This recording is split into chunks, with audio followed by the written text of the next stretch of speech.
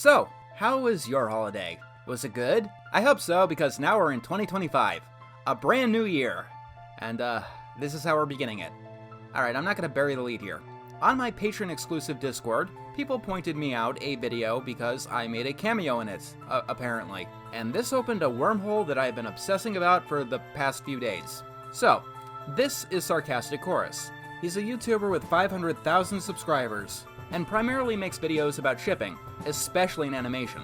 I have only seen a couple of his videos because I have very little interest in shipping. As I mentioned many times in the past, I am an aromantic asexual, and it might be wise to remember that while we continue through this video. There were actually two of his videos that I had seen of my own accord though, stumbling upon them almost randomly.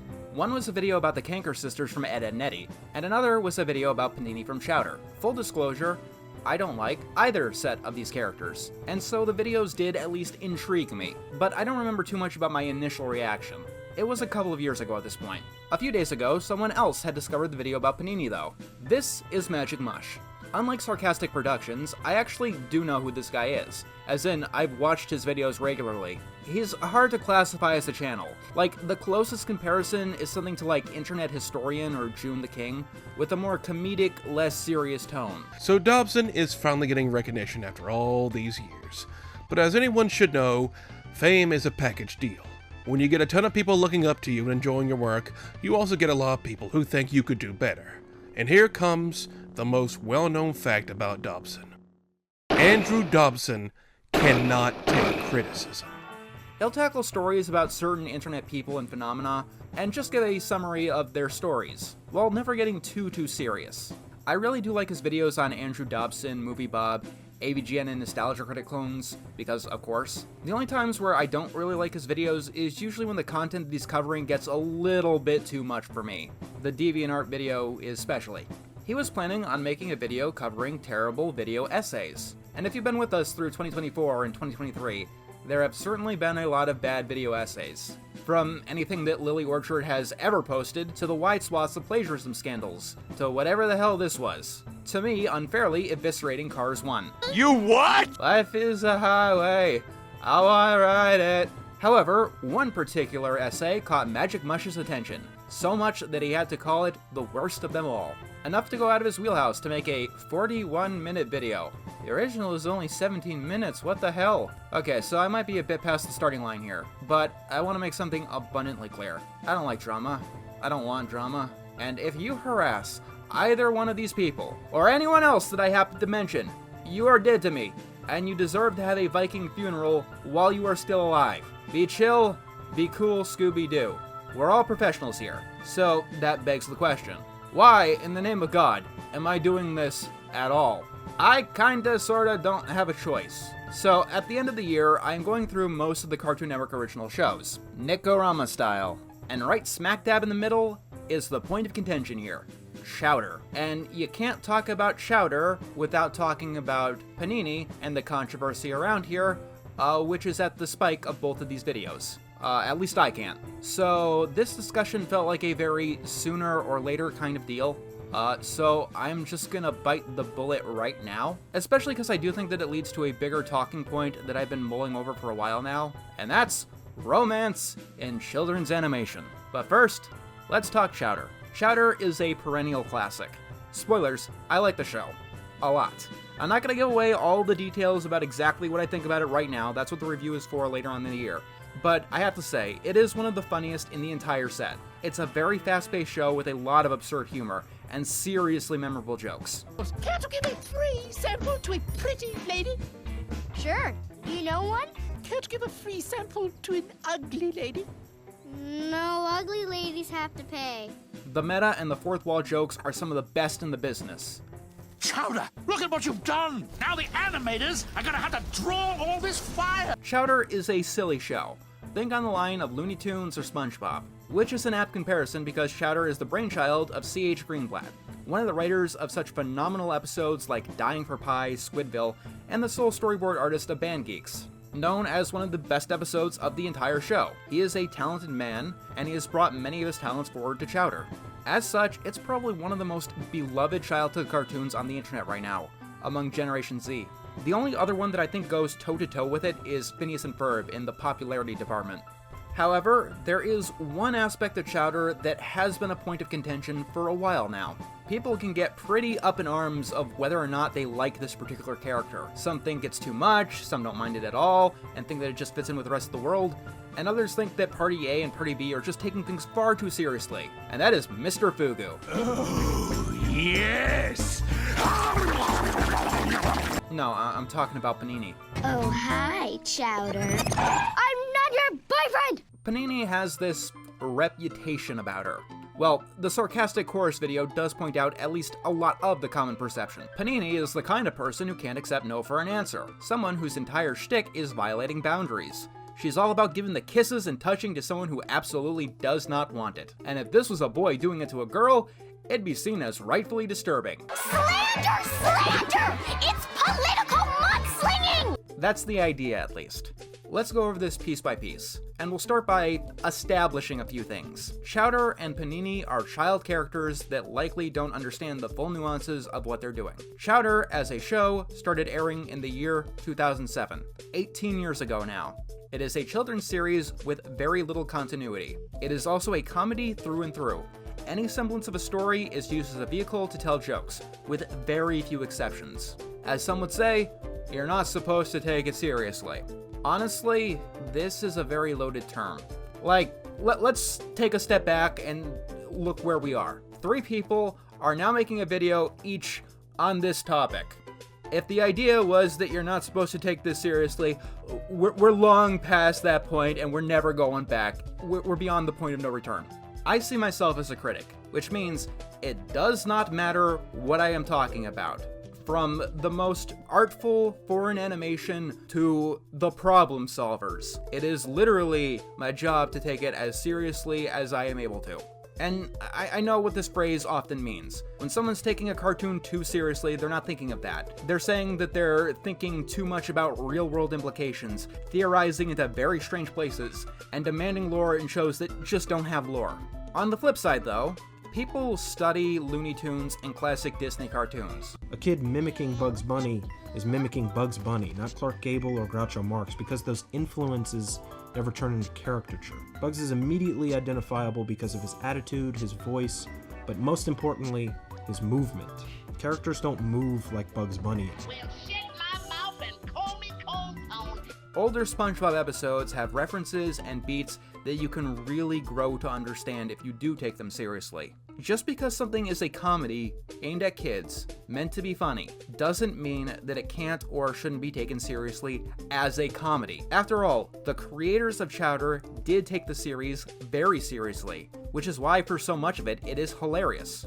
This is something that I've noticed recently in a lot of online cartoon discourse, not just here. Like, this is something that crops up even among the people who quote-unquote do take all of this seriously. Another instance I remember recently was Mark got into some hot water regarding SpongeBob of all things. He got into some hot water for some stray TikTok he did where he stated that he felt that the show was engaging in exaggeration for exaggeration's sake. A common complaint towards the newer seasons is that they're way too overexpressive, looking like each storyboard artist is trying to start the next big SpongeBob meme. Who knows what the reasoning is, but I'm sure they just want to have fun with it and draw wacky faces, but I won't lie and say it doesn't get a bit distracting at times. Like, the jokes are less about what the characters are saying and more about what face they make when saying it. Like, the reason that this children's show was making funny faces was because they were trying to make the next big meme, and not because it's a literal children's television show that airs on Nickelodeon. Yeah, SpongeBob is a cartoon on Nickelodeon. So is this, and this, and this, and this. Once again, don't send any hate. I like the majority of both the video essays that he's released, and I do strongly look forward to what this user is going to create in the future. Remember, we are all adults in the room, talking about children's cartoons. So, with that being said, let's take Panini seriously. And let's start with the one detour that will inevitably come up, the gender thing. Panini is a girl, and she is giving a lot of unwanted advances to Chowder, who is a boy. This is an established, non-debatable canon thing. You cannot argue that that is not what is happening. Chowder's catchphrase is literally, Hi. I'm not your boyfriend! Ah! And Panini's main joke is that she believes that Chowder is her boyfriend in spite of that.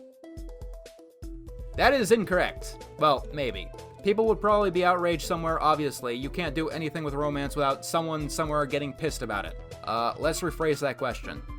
That is also incorrect. It's very easy to pull this card because it does sound true. There are a lot of more notable and obvious characters that you could pull from common cultural understanding. The Cankers are the most apparent example here, but there's also Amy Rose, Lizzie from Kids Next Door. You can count Helga Pataki if you wanted to with her whole closet shrine thing, Tootie from The Fairly Odd Parents. Tiny Toon Adventures pretty much had a literal gender flip of Pepe Le Pew with Fifi LaFume. On the flip side, you have characters like Sheldon from My Life as a Teenage Robot. He has a lot of Panini's qualities, albeit to a lesser extent. And that might be because Teenage Robot had a much slower, less exaggerated style comedy than Chowder, where virtually everything was over the top. Curly from Hey Arnold can get pretty gross to Rhonda. Unless we forget Jimmy, Jim Boy, James, Jimmy, from Out of Jimmy's Head. Oh, the picture of her the first time you met. The note she sent you when she wanted to borrow your pencil. And a headband? That gets really fucking disgusting. And that's just the domestic stuff. If we're talking about the anime for kids that was playing at the time, oh boy. At one end of the spectrum, we have Brock, who is into breeding. Very, very into breeding with anyone and everyone. At the other end of that spectrum, we have Master Roshi from Dragon Ball. Well, I'm like a turtle and you're part fish. So what do you say you and me go inside and learn more about our species? These characters did exist, and they were mainly in comedies, sort of. Whatever the genre, child audiences were expected to find these antics funny. And to be honest with you, this isn't something that ever really went away. The Ice King from Adventure Time collects girls like Pokemon. To be absolutely fair, the female characters that did this were often let off with less consequences and were shown in a better light in their respective shows. It was more likely to be seen as a quirk or endearing by the show staff. When it came to male characters, they were almost always shown in-universe as more deserving of this treatment. And this isn't so much a problem nowadays because literally everything about any romance and any animation is complained about, and it's harder to do than brain surgery. So, let's ask the question that you all came here for. Is Panini really that bad? So, I have watched every single episode of Chowder for my review, and my opinion on the matter is, yes and no. Throughout Season 1, Panini actually works quite well. Her first appearance is in Episode 2B, Chowder's Girlfriend. Panini's shtick is already well established here. She really, really likes Chowder, wants to be his bride, and deliver several bajillion babies. However, the gag works here, because the plot is that Chowder doesn't know how to say no. The whole episode is about him learning to say, Hi, Chowder. I'm not your boyfriend. Good cookies, though. which, you know, if there is a right way to do this character type, that'd be it. There's something that Chowder can do that he's not doing, and he has some control over the situation. There's no hint that Panini isn't respecting boundaries, because Chowder simply isn't putting them up. Because, you know, he's a kid and he doesn't know how girls work yet. Maybe if I decide to settle down and get married, I'll think about possibly considering having one child, and I'll have it by myself when I'm ready. Thank you very much. At the end of the episode, Chowder still doesn't know how to say no, so he decides to say yes. But because comedy, Panini is no longer interested. It's actually a really funny ending, and if this was the shtick that Panini carried throughout the entire show, I think that she'd get far less hate. That is kind of Ceviche's shtick. He kind of sort of does the same thing to Panini, but she doesn't notice because she only has eyes for Chowder. On a scale of 1 to 10, how desperate would you say you are right now? 11. Oh, yeah. And as an aside, I do have to state, in the real world, if you do notice someone that you're throwing affections towards is uncomfortable, you do have a responsibility to stop. This is where we can separate reality from fiction. Characters aren't meant to be perfect, especially when they are children. Throughout most of Season 1, Panini actually isn't too bad. It's mostly just throwing goo-goo eyes from a distance and light and playful stuff. The issue becomes Flanderization. Calm down, diddly diddly diddly diddly diddly. They did their best, shoddly iddly iddly diddly. You know, Patrick was this stupid in Episode 1, he needs to be this stupid plus 2 in Episode 2. If you want to keep building on the joke, Panini needs to get more and more outrageous in each of her next appearances. The first real major hurdle Panini hits is in Episode 14A, The Bruised Blue Nana. Let's go everything that she objectively does in the episode. She starts it by spying on Chowder, snags him with a fishing pole and doesn't let him get away, tries to unwantedly kiss him, and that's before the plot even starts. When Chowder calls a bruised blue nana a baby, Panini, goes full Panini. To say that Panini is suffocating is an understatement. It doesn't help that at this point in the series, she doesn't have much else going on for her. All we know is that she is the apprentice of Endive and she wants Chowder. A lot. Regardless of what he says or doesn't say. Speaking of which... Hi, Num-Nums. I'm not your boyfriend! It's literally his catchphrase. I'm not your boyfriend! I'm not your boyfriend! I'm not your boyfriend! Every time that Chowder sees Panini, he outright states that he does not want her affections. That's a hard thing to look past. There are moments of humanity that definitely shine through the cracks as the show goes on, most notably the Christmas special, that can hint that under the hood, these two characters really do care about each other, but at that point it's a question of how believable it actually is, or quote-unquote how healthy it all is. The exact episode where I personally gave up hope on Chowder x Panini was in the episode 40A, A Fair to Remember. This is my least favorite episode of the entire show, even though it has some of Ceviche's best moments. Excuse me, Panini, what comes after 29? Not now, Ceviche! Oh no, my hair. At this point, it's full Flanderization. Chowder gets a new friend who is a girl, named Marmalade. We start the episode with Chowder getting more unwanted advances. He meets this girl who, doesn't do that, and this completely breaks Panini. For a second there, it looked like you found a new Girlfriend! She gets so incredibly possessive.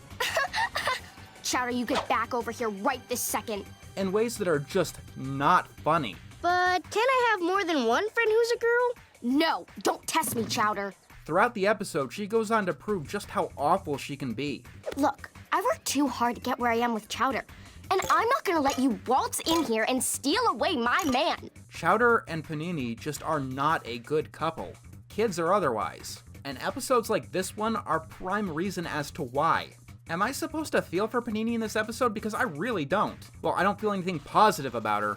And this is after 3 dozen episodes of this. I mean, you can't establish a character who is on the same page as Chowder, and then expect me to buy into Chowder x Panini, when Panini repeatedly reveals herself to not be perfect for Chowder. Episodes like this, like Bruised Blue Nana and so on, make the happier, more humane moments feel so forced, and at a point even out of character. But, Panini, she is a kid. A lot of this is still not excusable, but it makes sense for a character who is learning about this crazy thing called love. And it also makes sense because she has a terrible, terrible role model. This is Miss Endive. Emphasis on the Miss. Endive is an adult and a business owner in the world of Marzipan City. She is the main rival to Mung Dal, and can be considered the primary antagonist of the series. She's shown as more successful and more competent in the kitchen. She is also the caretaker of Panini, similar to how Mung Dal takes care of Chowder. Endive is also not a very good person. The show actually has another running gag type romance thing that's for some reason talked about a lot less, even though it's far worse. Endive x Schnitzel. And this is where things get really uncomfortable. Season 1, Episode 17, Schnitzel Quits, the first double-length episode of the entire show. It starts with everyone at Mung's kitchen treating Schnitzel, not the best. So he quits and works for Mung's rival, Endive. Going into this episode, I was kind of expecting something like Welcome to the Chum Bucket. A nice, heartwarming, sweet episode about how our guy here really does care about his former workplace. It starts by Endive dropping, "Sorry about that. You know how girls are with their little crushes." Then Schnitzel is given a uniform that is pants and no shirt. And as the episode keeps going, it gets to the point where Endive pretends to drown, just to get CPR from Schnitzel. Look, say what you want about Panini and Chowder, but the Endive and Schnitzel thing, it's literally just sexual harassment the show wants you to find funny. These two get together in the finale, by the way. Endive does not have the excuse that Chowder and Panini do. Endive is an adult. To be fair, it's never portrayed as a good thing what Endive is doing. She is an antagonist. But the fact remains, this puts an element of monkey see, monkey do into the show that taints Panini x Chowder even further. Because here's another thing, Chowder himself doesn't have the best role models in the world of romance either. Mung Dahl is continually a flirt, and Truffles is always saying that she's looking for an upgrade. I'd completely forgotten fireworks even existed. In my marriage! Who said that? I get that they're supposed to come across as an old married couple, but everything else in the stew makes it feel like I'm watching something made by a bitter divorcee. Either way, it's fully within the show's repertoire to say that what Panini is doing is supposed to be funny, whether or not Chowder does like it. Because Panini is also an antagonistic force, at least into the finale. The finale, complicates matters. Chowder does end up with Panini, but it's also indicated that he needs to keep letting himself be used as a doormat by everyone around him and fall into line because that's what adulthood is, I guess. Like, besides being berated by Panini, his other duty as an adult is letting Gorgonzola feel better about himself. Honestly, the finale is just a joke that doesn't really pan out. Personally, my opinion is that one of Chowder's failings is how it treats romance in general. I want to reiterate, I really do love this show, but I'm not going to pretend that every element about it is perfect. Romance jokes are hard to do at the best of times, especially now when we're looking back at all of these shows with a more modern lens. I can guarantee that back then no one behind the show was thinking, is this a bad look? Because you could find stuff like this everywhere. People just didn't ask these questions back then. At least not to the extent that they do these days, when everything is under a microscope. I have to call it as I see it. This is simply a running gag that does not work. And I actually find Panini worse than the Kanker Sisters or many of the other examples. But that is simply because the Panini gags are so persistent. Remember, Chowder is a show with a very high joke per minute count, so there are going to be more jokes in general than most other cartoons. So what would be a small aspect in another show is very highly magnified. When you double or even triple what a character would do in another show, it makes it so much harder to stomach. Let's ask the final question though. Is Panini problematic? Do I think that a kid could get the wrong idea from watching Panini? I mean, I guess as much as a kid could get from watching anything else. You know, kid watches Pokemon and he thinks that he could develop psychic power. It happens. But hell, an adult can be inspired by media to do things. An adult can watch Raya and the Last Dragon and be inspired to never watch a movie again. Sorry, yeah, I might be a little bit of a dragon nerd. I don't wanna wait for our lives to be over. But no, to say it simply, I don't think that a kid would get the wrong idea from Panini. Not on her own. First of all, with the exception of the finale, Panini is never really shown and stated to be in the right for what she does. I don't think that she's harshly condemned enough in universe, but this isn't like some of those shows where the adults would say, that kid hurting and teasing you is doing it because they like you. That would have been shakier ground for Panini to stand on. But Chowder isn't about morals or teaching on any level. And if a kid is getting their morality from Chowder, an adult probably should have intervened a long time ago. Generally speaking, one example of anything in media is not a problem. The kind of thing here only gets to be a problem due to ubiquity. Here's another example off the top of my head. So many shows back then had the Kim Possible dynamic. A smart, competent, put-together girl is paired with an idiot boy. Homer and Marge Simpson, Mose from Ned's Declassified, Sam and Danny Fenton, Sokka and Katara, Mung Dahl and Endive. The only smart one in the Scooby Gang is Velma. Hermione versus Ron. Exceptions to this rule are extremely rare, especially for the 2000s and early 2010s, where you'll have a very hard time pairing up a more competent boy with a less competent girl. It wasn't really until Gravity Falls and Star vs. the Forces of Evil where we were seeing this dynamic more often. Even in the 2010s, we had the smart Princess Bubblegum sending the stupid Finn on quests, and Anais being the only one on the Watersons family with any sort of intelligence. A boy growing up watching all of these shows can easily feel less of himself and his own competence, and in ways it can end up hurting his self-esteem and giving young kids, both boys and girls, incorrect ideas about gender. Why do you think that today it's such a sore spot when a new movie or game or whatever has a female lead emasculating a man? Does that make Kim Possible bad or problematic or whatever? No. It means that we might have to change and adapt and not go as one-to-one with that formula. The past can and should be analyzed, and we should put some freshness into older trends. But just because Kim Possible has these traits and is in a wider trend doesn't mean that it alone needs to be changed or altered or is bad. Kim Possible is a good show, managing to do very well with these traits that will probably be re-examined as the Panini crush. It really is only a matter of time at this point. Chowder is also a good show. However, it just didn't do very well with the traits that are being re-examined. It is okay for a show to have things that were of its time, and it's okay to like and respect them. It's also okay to look at the past and learn from it. Because here's the rub with this whole thing. The joke that is Panini can work. You can have a character that is constantly pushing limits, male or female, even today, even in a kid's show. The obvious, easiest way to do that is to make them out and out an antagonist, someone just in the wrong on the face of it. But really, you just have to be careful about it. A counterpoint example. 1, 2, 3, yeah!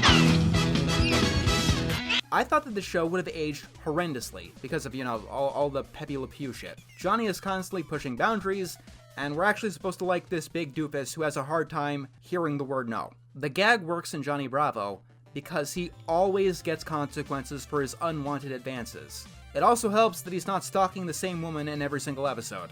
And there are also sleazeballs in the show worse than Johnny. That helps too. You could play Johnny Bravo today, and for the most part, it would fit in with our common everyday standards. On the other end of the spectrum, Panini never gets consequences for her actions. Except, I guess, in a Fair to Remember, when we're supposed to see her as being unfairly slighted, I'm pretty sure. There are worse characters in Chowder, but 95% of the time, it is Panini pushing it. Alright, before I wrap up, let's talk about the videos that started this whole debate.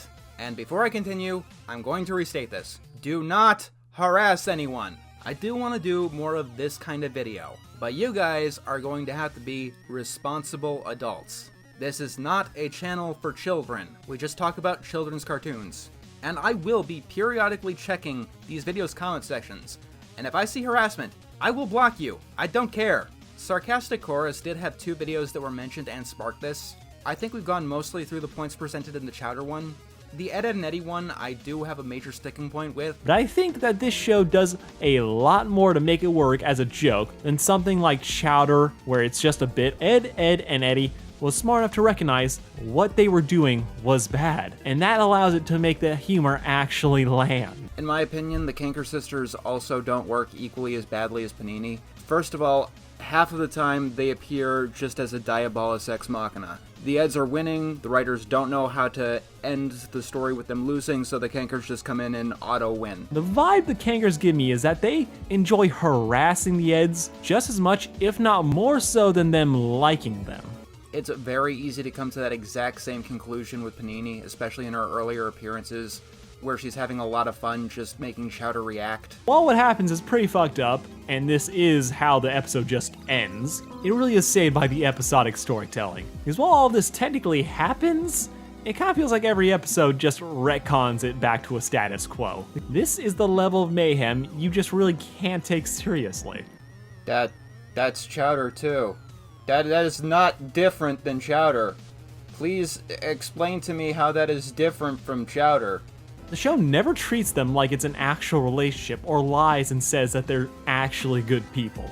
Someone hasn't seen the Valentine's Day episode. The only reasons the Kankers aren't as bad as Panini is because their advances just aren't shown as much. Harshly condemning Panini but being okay with the Kanker sisters does make Sarcastic Chorus looks like he has a double standard. Using a hotline help number in the Chowder video is also a very strange look.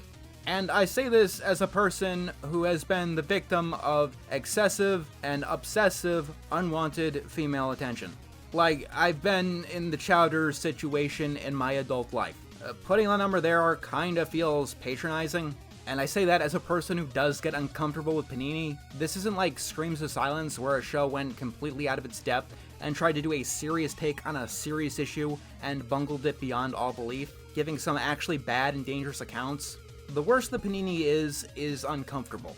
And speaking as someone who has been in the Chowder situation before, I could still see a purpose for a Panini-type character. Writing someone like Panini, if done correctly, can be a coping mechanism to help process exactly what happened, or to get some power over it. Now to the other video. The Magic Mush video does take a couple of potshots at me, and I don't care, I don't give a shit, that's not why I'm doing this. This isn't 2018 anymore. And if I gave a shit about every time that someone sneezed in my direction, I'd have drowned myself in the river by now. It is my job to review cartoons. That is all that I have ever done, and that is probably all that I will ever do. I am literally a walking punchline. And yes, I do take this shit all too seriously too often at the time. Right now we're at the end of page 8 of this script. No one makes a video this long about a cartoon unless they're taking it very, very seriously. Too seriously, some people would say. One of those people are not me. I'm doing this after all. And very rarely do you get a video essay on it, because there isn't really much to analyze. Most of them just talk about how funny or how crazy and creative the show is. It's a slapstick comedy. What is there to analyze? There's no way someone out there would be dumb enough to actually try and seriously analyze this slapstick comedy cartoon that makes no sense, right? Look, I'm not saying that you can't take Chowder extremely seriously. I'm not even saying that it's wrong to take Chowder very seriously. I'm just saying, it might be wise to have a little bit of self-awareness. It's a strange play to see a 17-minute video from 2 years ago that's about a show that hasn't had a new episode in 15 years, and then not only abandon your current project, but do something entirely new that you've never done before, and make a 41-minute video responding to it. Listen to the seriousness of the topic he's discussing, and this is the footage you're choosing to show me? These cartoon gremlins with goofy faces and shit? It doesn't fit! I can't take this talk seriously. This is BoJack Horseman. It is a cartoon about a funny horse person who used to be an actor on Full House, with Bradley Demonetized Jones. He meets a friend named Todd who has these wacky adventures involving colanders. It's also one of the most realistic depictions of depression in any media ever, and has been widely praised for it, as well as his harsh critique on the Hollywood system. There's also that propaganda film where Donald Duck, who acts exactly like Donald Duck, dreamed about being a part of World War II Germany. This is a you problem is what I'm saying. Even when animation is for adults, it is equally as wacky and demented. The Lion King is about silly singing lions, and is also about murder at the same time. The Hunchback of Notre Dame is about silly singing gargoyles and a man who is very, very lustful.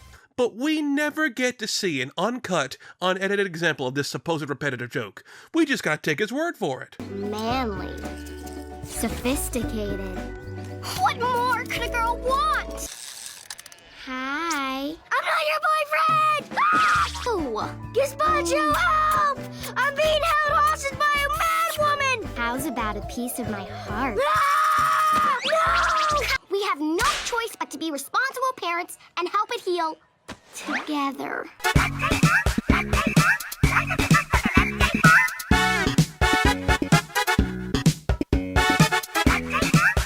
I understand it very well that it hurts when someone attacks something that you love, especially unfairly. I totally get that. I've been there before, and it's resulted in some of my earliest dramas on the platform, on both sides. I called people out because I didn't like their opinions on this and that. On the flip side, I also got stalkers and harassers and trolls because I didn't like breadwinners and I was very, very not nice to it. But it's not something that you want to let consume you because it takes you to very, very bad places. The poster boy for where this attitude can take you is Misanthropony, aka Zaid Magenta, aka Diaz Station.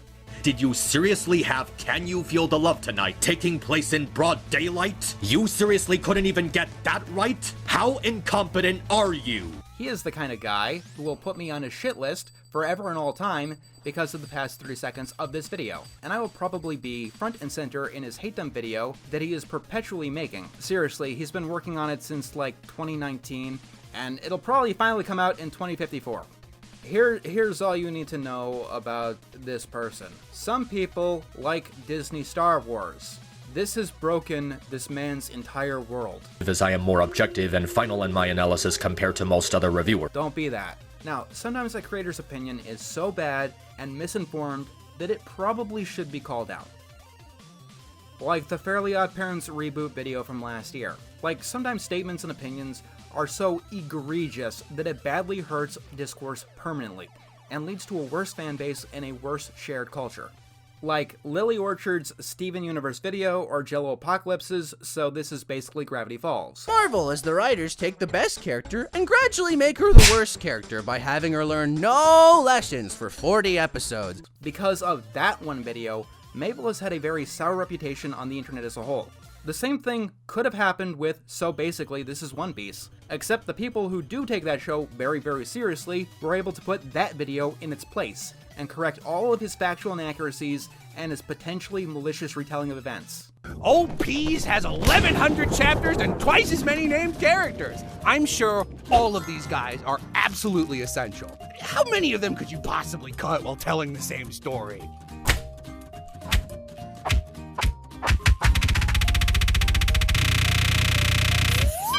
Wow. Honestly, something like this debate here could hurt Chowder fandom discourse. Magic Mush's video is just a very strange kind of ironic. Many of his arguments just boil down to, don't take it so seriously. We're not here for a comedy analysis, are we? This is a shipping analysis vid, and well, there's not much to work with. A good chunk of this video is dedicated to this guy taking very obvious throwaway jokes and punchlines seriously as signs of a relationship you're supposed to follow. It comes across as overly defensive. He brings up a lot of what C.H. Greenblatt wanted to do about the show. Simply said, Chowder liked Panini but just didn't like her affection towards him. But I liked when she wasn't acting that way. He was happy to be friends with her. Unfortunately, that's largely irrelevant to the actual argument at hand. What an artist wants and what ends up on screen are not the same thing. For example, no artist of sane mind wants to create a bad show. Bad shows exist. I am sure that C.H. Greenblatt had a lot of phenomenal plans for Panini and Chowder. But for one reason or another, that's not what ended up happening on screen. There's also some hypocrisy in this video. Magic Mush complains the sarcastic chorus pulled out all of the good moments between Panini and Chowder. And that is true. Magic Mush responded by downplaying and outright ignoring the worst moments between the two. In my opinion, if you want to see the two extremes, watch Chowder's Girlfriend and the Christmas episode for the best Panini x Chowder moments, and Bruised Blue Nana and A Fair to Remember if you want to see the worst moments. And then you can all make your own conclusion. Most of Panini's appearances are somewhere in between those two tentpoles. In my opinion, closer to the worst episodes. Beyond that, it's hard to call the sarcastic chorus video the worst video on anything, when it's not even the worst take on Panini that I've ever seen. I get that worst video essay on YouTube is the YouTube metagame, necessary clickbait, but I have to say this, you're overselling it, which is why I'm not calling the Magic Mush video the worst video essay on YouTube, even though I do find it the worst of these two videos, and there would be a certain level of irony to it. I can't say that in good conscience when the Lily Orchard Steven Universe bungle exists, and there's also the guy who tried to take down Wendigoon, both of which essays Magic Mush showed in his own video. Like, In Praise of Shadows probably damaged his career permanently because of that, and Lily Orchard literally broke a fan base. Like, in a demented sense, both of those actions are impressive.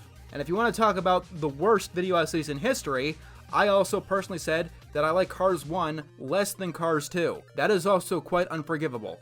But seriously, my Cars 1 video, or even my Rise of the TMNT video, is what happens when you quote-unquote don't take something seriously. Or you see a piece of media as beneath you, not meant to be cared about objectively and critically. It's one thing if you want to make videos on lolcows or whatever, but when you're doing videos on art, one of the first things that you have to understand is that there really is no such thing as low art or high art. There is just art, and Chowder should be taken as seriously as Avatar, or Samurai Jack, or Futurama, or BoJack Horseman, or the classic Looney Tunes. Yes, Chowder is a comedy for kids, so is SpongeBob. And you want to know a fact? Everyone who worked on that, Steven Hillenburg, C.H. Greenblatt, Kaz, Meriwether Williams, and so on, they all took it very seriously. The people who made the SpongeBob musical took SpongeBob seriously. This guy here, who made a complete animation of one of the songs of the SpongeBob musical, took the SpongeBob franchise super seriously. This is what can happen when you quote-unquote take media too seriously. SpongeBob is a cartoon that was aimed at children that revels in silly, absurdist humor with no real continuity. One thing you'll hear a lot is that Chowder or SpongeBob or whatever does not take itself seriously. At this point, that is not a misconception. It is a lie. In their best episodes, these shows are writing jokes like they could launch a NASA space shuttle. There's a reason why we're all weirdos who make strange food. We're in a cartoon. Cartoon? Just a silly cartoon. And as long as we stay here, we'll remain scatterbrains. I get that in the 2010s and so on, people were taking things too far. Way too far. Wanting heavy, hard-hitting lore out of the most silly and low-key shows. Cat dog! Alive when another cat dog. Hey, where's all the poop go? What, does it come out of the dog's mouth? or feeling for characters as if they were sitting in the room with you right there and you had to pay for their medical bills. In hindsight, a lot of that is ridiculous, and not always in a funny way. People went too far. And a lot of that is my fault, and I'm eternally trying to make up for my past fuck-ups. There is a balance, and we need to be careful not to fall too far in the other direction. Shows aimed at the youngest of children can have a wild beauty. Even the silliest of shows can stick with us forever. When I think of the phrase, it's just a cartoon, it shouldn't be taken so seriously, or it's just for kids, it shouldn't be taken so seriously, my mind immediately goes over to networks canceling shows randomly, or streaming services just dropping shows for no reason. It's a sentiment that says people shouldn't be upset, because it's a sentiment that says that this stuff is disposable. And I think that's one point that all three of these videos actually agree on. Chowder isn't disposable. Anyway, that's all I got for this one. Last warning before I go. Do not harass, or Chowder will eat you. And you know he'll do it. I got a need to feed! What am I even talking about anymore? Some of you guys out there probably would like that.